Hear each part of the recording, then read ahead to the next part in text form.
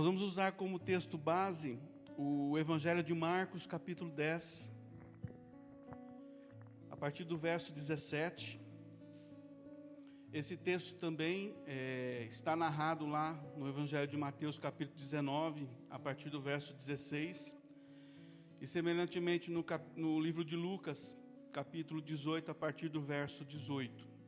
Nós vamos nos concentrar aqui na narrativa do Evangelho de Marcos, capítulo 10, a partir do verso 17.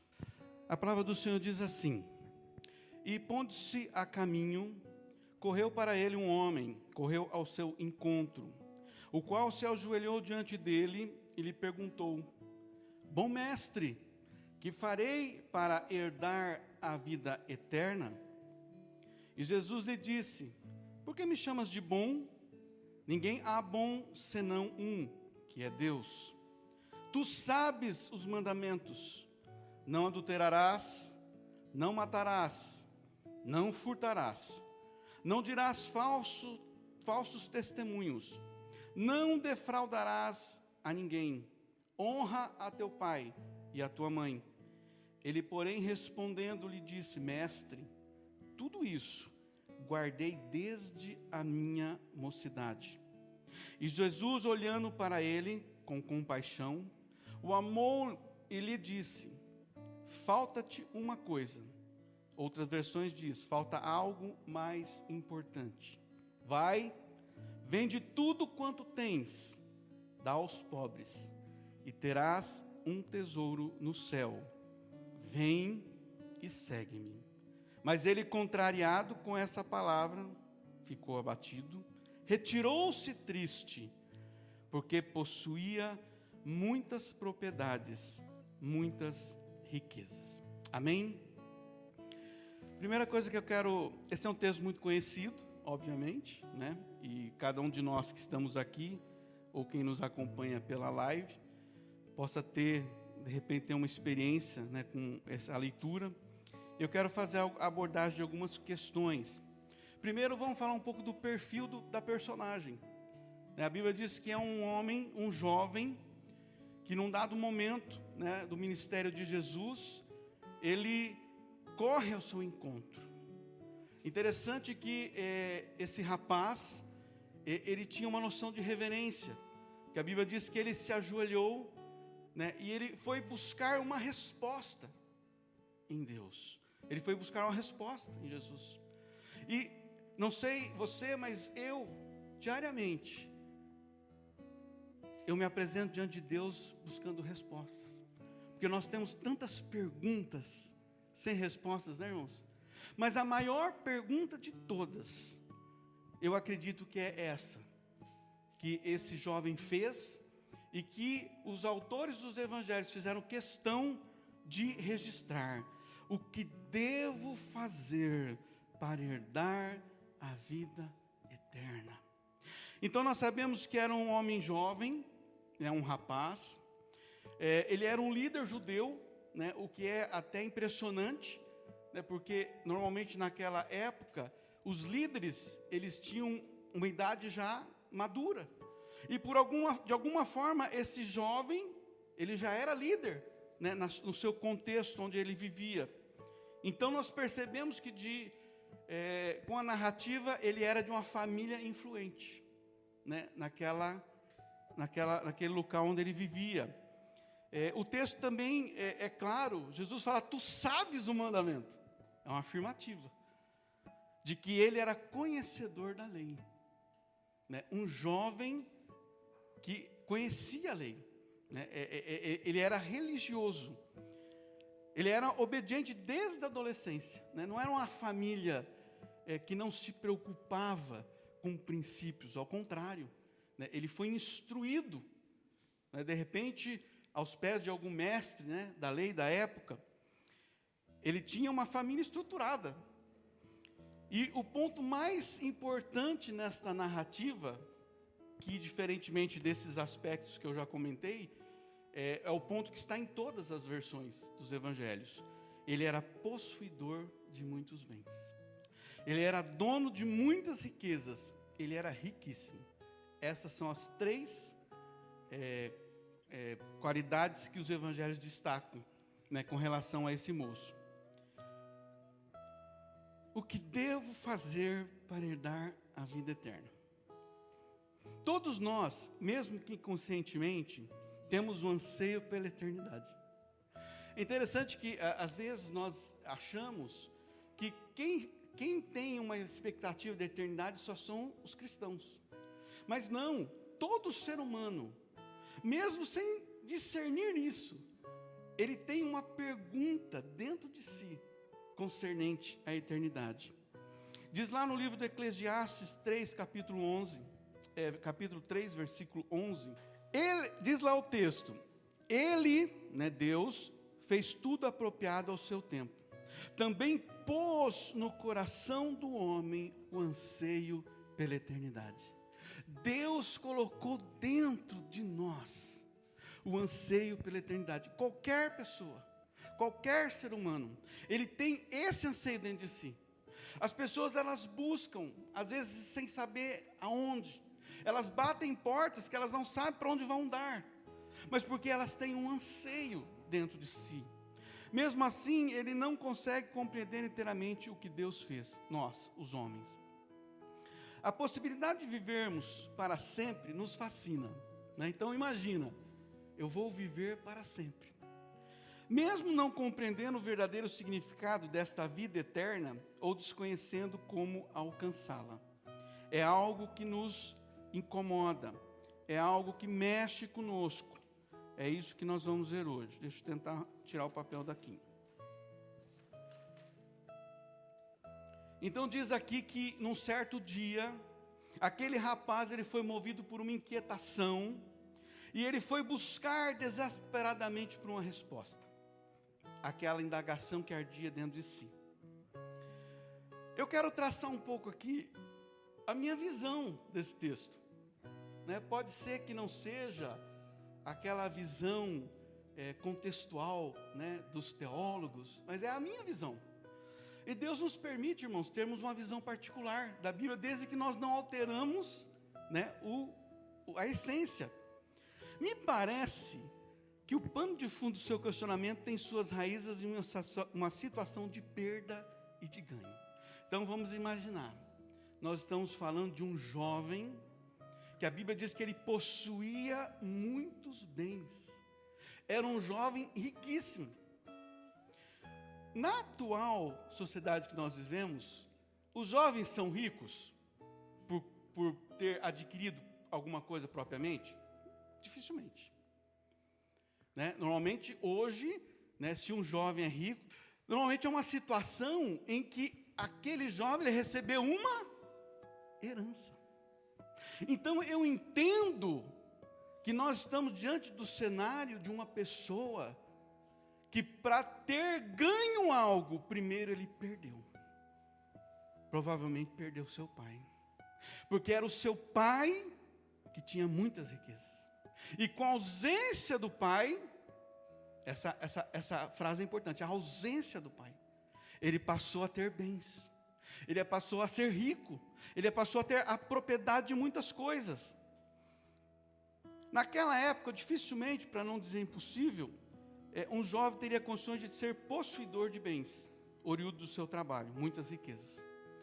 Então, para se tornar herdeiro, a sua alma sofreu uma perda. Sim, teve que se acostumar com a ausência daquele a quem admirava, aquela figura familiar que era uma verdadeira inspiração para a sua vida. Então, essa é a cena que eu vejo. Né? Um jovem que, na sua tenra idade, ele assume responsabilidades, né? E ele tem bens, ele está provido de riquezas, mas ele perdeu uma grande referência na sua vida. Normalmente é nesse processo irreversível que descobrimos o valor e a importância das pessoas que nos cercam. Aquela história, né? Não deixa a pessoa morrer para você dizer o quanto a amava. Né? Normalmente o pastor que acompanha muitos, né, velórios, né, pastor? Aquela situação, né, diante do caixão. Normalmente, quando a pessoa está desesperada naquele momento, é porque ela não teve, enquanto vive, a oportunidade de demonstrar a importância, né, o carinho, né, o amor que se tem. Então, essas circunstâncias de perda direcionou o olhar daquele jovem para o céu. Então eu imagino, onde será que meu pai está? E o que eu devo fazer para garantir o meu lugar no céu?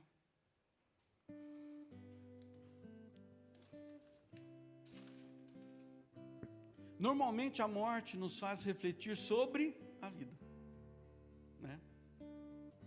É o fim de todos nós. Mas enquanto o nosso fim não chega, o que nós temos feito para quando nós atravessarmos essa dimensão, com o que nós vamos nos deparar? Né? Alguém aqui já morreu? E passou para o outro lado? Não. Mas o que nos espera? Vai depender dessa resposta. O que devo fazer para herdar a vida eterna? Aquele jovem, ele tinha herdado riquezas. Ele ganhou por conta de uma perda que ele havia sofrido. A questão central desse texto é: o que devo fazer para herdar a vida eterna? Hoje somos confrontados por essa palavra e precisamos obter uma resposta que pode mudar o rumo das nossas vidas. Então a questão é: eu preciso fazer algo para herdar alguma coisa. Essa coisa é a vida eterna. Agora, o que é a vida eterna? Que é o nosso alvo, que é aquilo que eu preciso herdar. É algo que foi inerente à natureza humana, visto que Deus nos criou à sua imagem, conforme a sua semelhança. Lá em Gênesis 1:27 nós vemos: Deus criou o homem à sua imagem, a imagem de Deus o criou, homem e mulher os criou. A eternidade faz parte da nossa essência. Por isso que as pessoas olham para dentro de si e elas encontram um vazio, porque a eternidade não está lá. Era algo que nós deveríamos ter pela nossa natureza, mas porque nós caímos, né, em relação ao pecado original de Adão, isso foi tirado de nós. A eternidade já faz parte da nossa essência, já fez. Sabemos que havia uma condição para a manutenção desse estado de longevidade infinita. Então vamos voltar lá para o jardim do Éden. O homem, ele tinha direito a comer todos os frutos das árvores que estavam no jardim. E no meio do jardim, tinham quantas árvores? 2 árvores. Né, Giovanni? 2 árvores. A árvore do conhecimento do bem e do mal e a árvore da vida. A árvore da vida era a que permitia ao homem a manutenção da sua eternidade. Ou seja, todo dia o homem se alimentava da vida eterna. Está lá em Gênesis 2:9. Imagine Adão. Eu gosto de imaginar na Bíblia. Olhando-se no espelho do riacho. Então Adão vai lá, olha no riacho e ele vê refletido, né, o seu rosto. Preocupado com o cabelo, né? Sempre bonitão, sem ruga, sem marcas. Adão, todo dia, olhando no riacho. E olha, a eternidade estava neles. Né? Eu não sei vocês, mas às vezes você olha no espelho e fala assim: meu Deus, o que está acontecendo comigo? É a transformação, né? Era um verdadeiro sonho de consumo, sem rugas, sem marcas de expressão, sem precisar pintar o cabelo, gente. As mulheres têm um pavor disso, né? Pintar o cabelo. Tudo no seu devido lugar. Essa era a vida de Adão.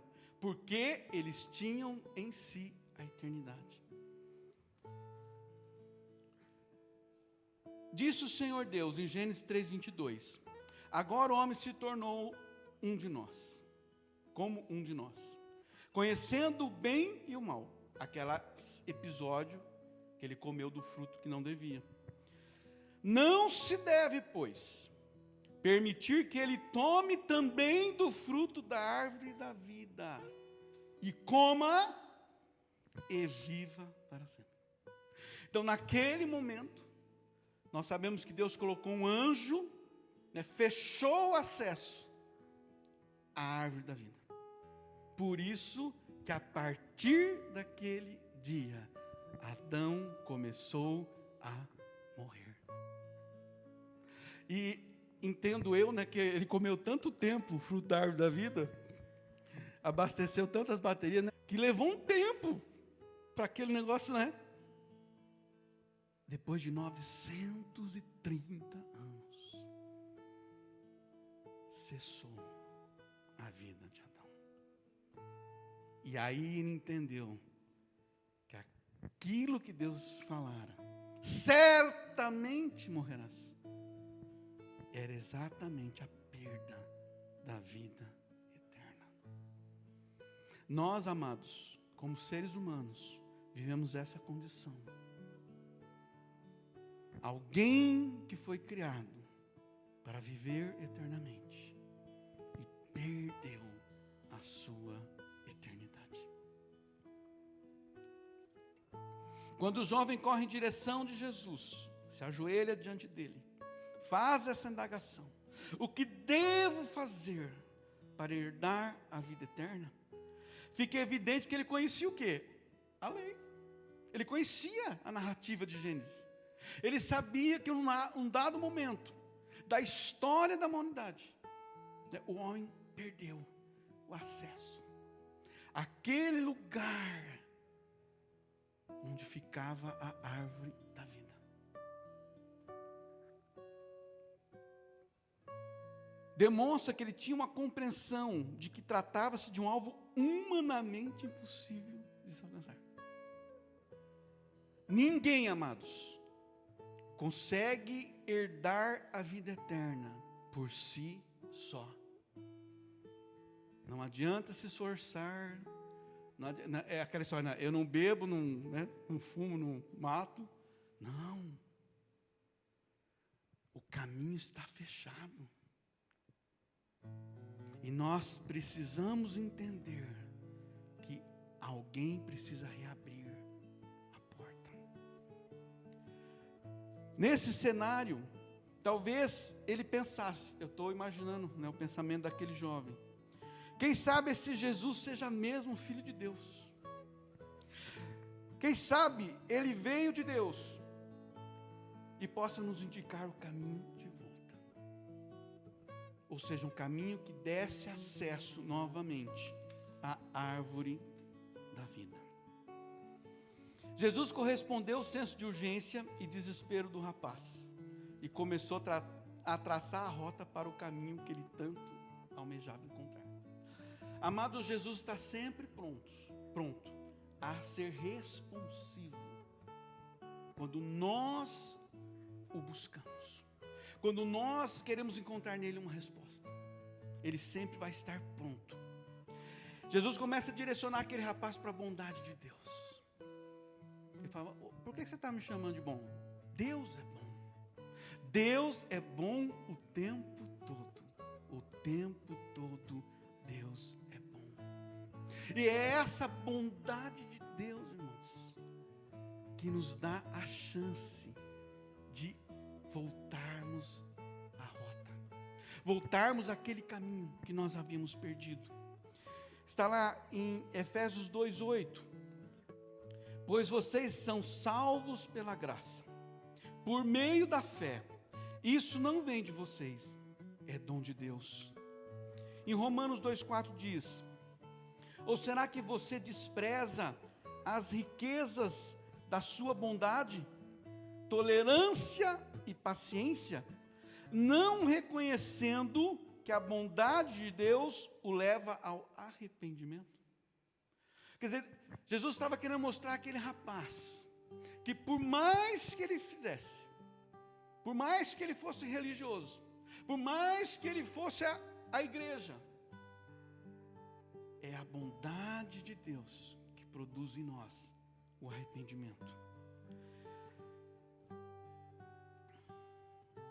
É interessante, irmãos, eu fiquei assim impactado com essa questão. Jesus começa a falar com aquele rapaz sobre os mandamentos. Fala, você conhece os mandamentos. E ele destaca lá, né, dentre os 10 mandamentos da lei de Moisés, e ele omite propositalmente o não cobiçarás. Vamos ler o texto lá?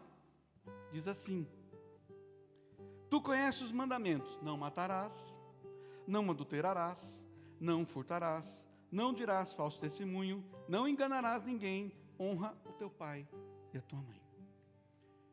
E nas 3 narrativas, né, Jesus não fala, não cobiçarás. Amado, Jesus, ele sempre é muito direto. E a forma da abordagem dele é muito simples.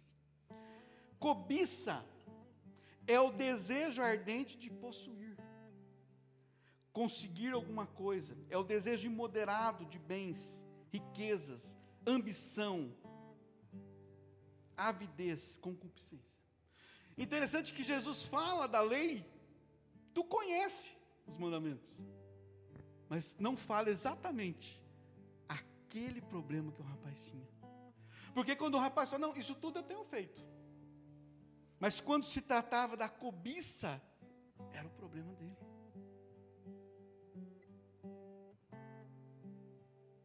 E qual será que é a nossa deficiência às vezes? Para entendermos como herdar a vida eterna. Deus exige de nós mudanças, amados. Deus exige de nós posicionamento. Quando Jesus fala para aquele jovem, vai e vende tudo que você tem e dá aos pobres. Jesus não estava interessado, Jesus não falou, vende tudo que você dá para mim, dá aos pobres. Se livra daquilo que te prende, se livra da cobiça,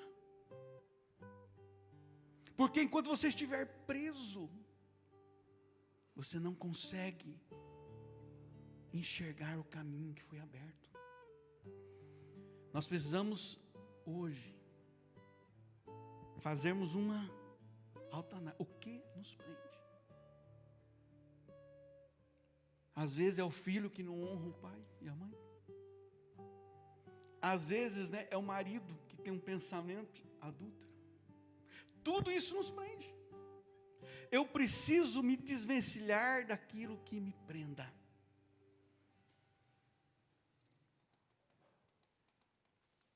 Jesus diz a ele, falta algo mais importante para receber um tesouro no céu.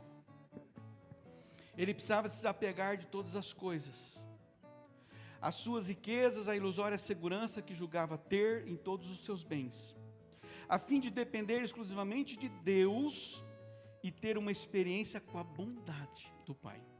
Sim, era uma questão de recuperar a paternidade. Amados, como herdar a vida eterna? Está falando de herança. Quem tem a vida eterna? Não é Deus? Eu só posso ser herdeiro se Deus for o meu Pai. Aqui é uma questão de filiação. O herdeiro natural, o herdeiro legal da família é o filho. O Giovanni, né, a Júlia e a Gabi são os herdeiros do pastor André. Então a questão aqui, que Jesus quer mostrar àquele jovem, fala, olha, eu sou o seu pai. Existe um pai que te ama. Amados, aquela geração em que Jesus se manifestou, eles não conseguiam ver Deus como Pai. Deus era o juiz, aquele que penaliza o que descumpre a lei. Jesus veio para mostrar Deus, o nosso Pai. O Pai que nos ama, o Pai que quer nos mostrar o caminho, o Pai que quer nos fazer herdar a vida eterna. A única coisa que aquele jovem precisou para ser um herdeiro natural foi preencher os requisitos de ser filho legítimo. João 1,12 diz assim: contudo, aos que o receberam Jesus, aos que creram em seu nome, no nome de Jesus, ele deu a eles o direito de se tornarem filhos de Deus. Amados, hoje participarmos da ceia é um ato legal, porque nós tivemos o direito de assentarmos à mesa como filhos. E todo filho é herdeiro.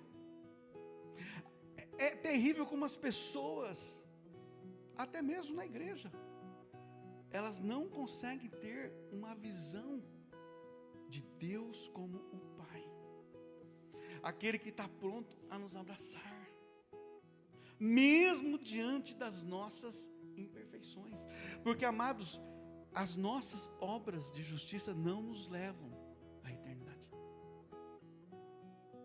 é a bondade do Pai, é a bondade do Pai.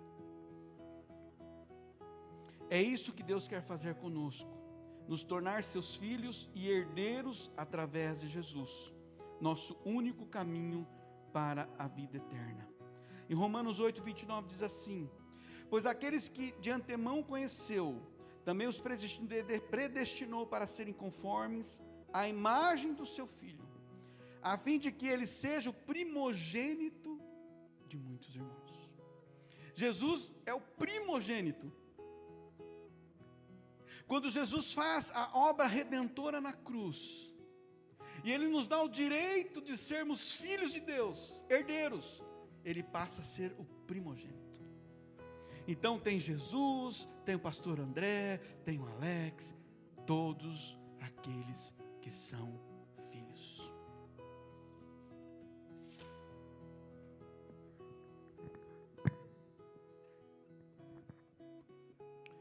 Como aquele rapaz, não somos capazes de agradar a Deus e satisfazer a sua justiça por nós mesmos. Não há nada que eu faça, não há nada que eu diga que possa me justificar diante de Deus. Só o sacrifício de Jesus, só o sangue derramado é capaz de me purificar, é capaz de me fazer entrar novamente na família de Deus e me tornar um herdeiro. O que devo fazer para herdar a vida eterna? Eu preciso permitir que em Jesus eu volte a ser filho de Deus. Eu e você somos filhos de Deus. Deus cuida de nós aqui? Sim. Mas isso não impede que a gente tenha febre. Isso não impede que a gente tenha uma dor de barriga. Isso pode até não impedir que a gente tenha uma infecção, diante até da pandemia. Quantos irmãos nossos sofreram com a Covid, já se recuperaram, alguns já partiram. Deus, o Pai, deixou de amá-los? Diga não. Porque o amor de Deus, ele está além de tudo isso. E o amor de Deus, amados, o que o Pai quer, o Pai que ama o seu filho, o que ele quer? Que o seu filho esteja bem longe dele? Não. Quer que o filho esteja perto. O que Deus mais quer, irmãos, é que nós estejamos lá, perto. Num lugar em que não há choro, não há dor. Enquanto isso, eu preciso me preparar. Aqui diz assim,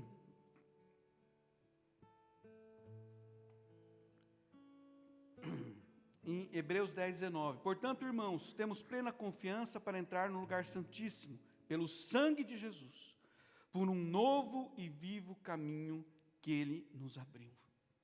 Jesus nos abriu o caminho, aquele caminho que nós perdemos, lá no acesso à árvore da vida. Ele é o caminho que nos leva à árvore da vida, nosso maior tesouro no céu. Apocalipse 22:1 diz assim, então o anjo me mostrou o rio da água da vida, que claro como cristal, fluía do trono de Deus e do Cordeiro. No meio da rua principal da cidade, de cada lado do rio estava a árvore da vida, que frutificava 12 vezes por ano, uma por mês. As folhas da árvore servem para a cura das nações. Aquela mesma árvore que garantia a Adão e Eva serem eternos, vai garantir a nossa eternidade, amados. Mas para eu entrar, para eu ter acesso, só para os herdeiros, só para os filhos. Eu costumava ouvir uma frase, né, que Deus não tem netos. Às vezes a pessoa é crente de família, né, que ele fala, não, meu avô era crente, meu pai é crente, eu preciso ter uma experiência pessoal com Jesus. Chegando aos finalmente, não temos como focar nas coisas celestiais, com a nossa alma e pensamento presos às coisas terrenas. Amados, nós vivemos numa sociedade que 99% das pessoas estão presas nas coisas da terra. Há algo errado em conquistar? Há algo errado em ser próspero? Não. Desde que isso não tome o lugar de Deus na minha vida.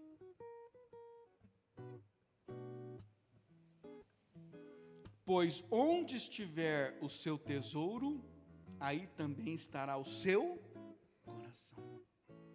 Infelizmente, amados, a Bíblia diz que Jesus teve compaixão daquele rapaz. Ele o amou. Sabe aquela pessoa que tem tudo para dar certo? Mas faltava uma coisa. Faltava se desapegar. Faltava entender que existe algo a mais. A vida, amados, é uma passagem. Você pode viver 70, 80, 90, mas é uma passagem. O nosso alvo é a vida eterna. O que devo fazer para herdar a vida eterna? Eu preciso ser filho. Eu preciso permitir que Ele me coloque de volta na família. Isso só é possível através de Jesus. Amados, o nosso grito nesse tempo que vivemos é: não temos tempo a perder. Graças a Deus, né, nós temos sinais de que a situação está voltando à normalidade.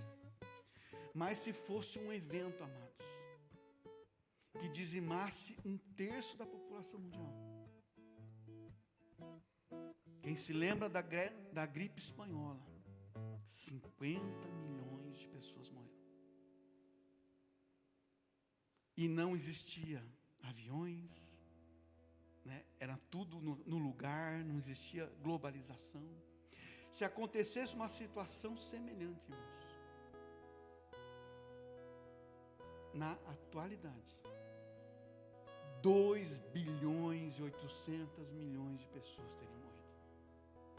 1/3 da população mundial. E para onde iriam essas pessoas? Amados, depois que o trem para, todos nós temos que descer.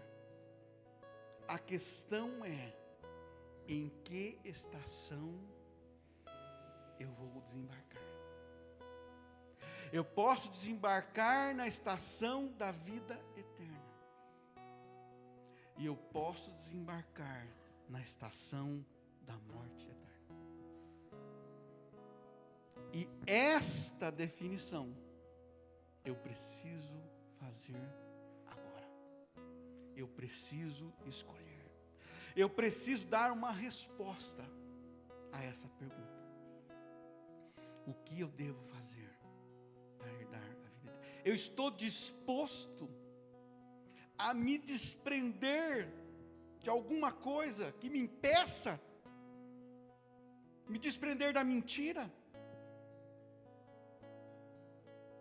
me desprender de um pecado.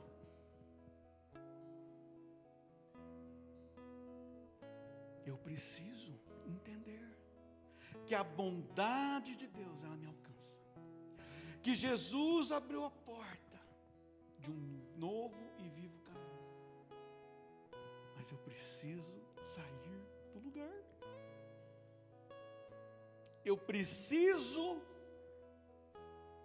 tomar posse dessa minha posição de herdeiro e sentar à mesa e usufruir dessa bondade de Deus.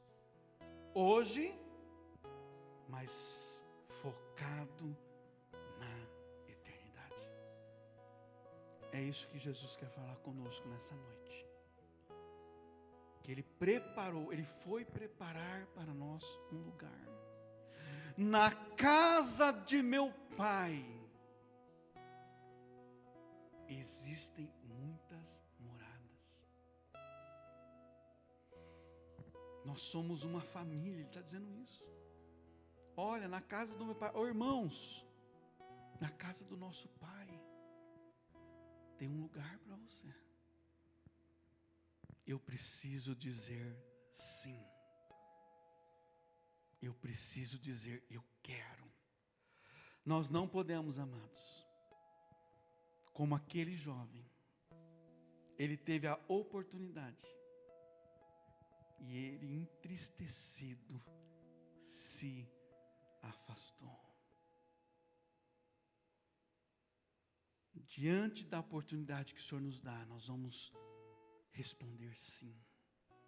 Nós vamos correr ao encontro da bondade de Deus. E vamos voltar ao lugar onde jamais nós deveríamos ter saído. Sermos filhos e herdeiros de Deus. Para vivermos uma vida eterna. Amém? Vamos